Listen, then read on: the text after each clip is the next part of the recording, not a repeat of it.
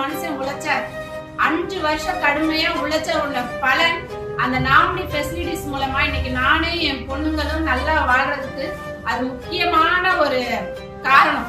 ஏன் சொல்றேன்னா, சாரு இறக்கும் போது என் குழந்தைகள் ஒரு பொண்ணு 2nd ஸ்டாண்டர்ட் படிச்சிச்சு, ஒரு பொண்ணு LKG படிச்சிச்சு. நான் அந்த டைம்ல சார் தான் படிக்கலையே, ஆனா தான் குழந்தைய நல்ல ஸ்கூல்ல படிக்கணும்னு நினைச்சுதான் அவர் அந்த ஸ்கூல்ல சேர்த்தாரு, CBSE ஸ்கூல்ல.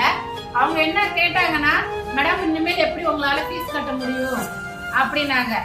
நான் சொன்னேன், எங்க வீட்டுக்கார் இத்தனை வருஷம் உழைச்சதுக்கு உண்டானது நாமினி ஃபெசிலிட்டிஸ் எல்லாம் அதே வருமானத்தை நான் வாங்கிட்டு இருக்கேன். நான் என் பொண்ணுங்களுக்கு உண்டான எல்லா செலவையும் நான் தான் பண்ணிட்டு இருக்கேன். இந்த ஸ்கூல் ஃபீஸை நான் தான் கட்ட போறேன். கிட்டத்தட்ட 1 லட்சம் ரூபாய் பக்கம் நான் அந்த ஸ்கூல் ஃபீஸ் கட்டியிருக்கேன். அதே மாதிரி இன்னொன்னு சொல்லிக்கிறேன், என்னன்னா நான் இந்த பிசினஸ் மூலமா கிட்டத்தட்ட 60 லட்சம் ரூபாய் மதிப்புள்ள ஒரு லேண்ட் வாங்கியிருக்கேன். கிட்டத்தட்ட 35 பவுன் இந்த பிசினஸ் வருமானத்துல மட்டுமே நான் வாங்கியிருக்கேன். இன்னமும் இது ஒரு முக்கிய காரணம் என்ன தெரியுமா, சார் அன்னைக்கு போட்ட உழைப்பு, அதே மாதிரி டீம்ங்கிற ஒரு நம்பிக்கை. கைலாஸ்ல பிசினஸ்ல மட்டும்தான் யாரு நம்பிக்கையோட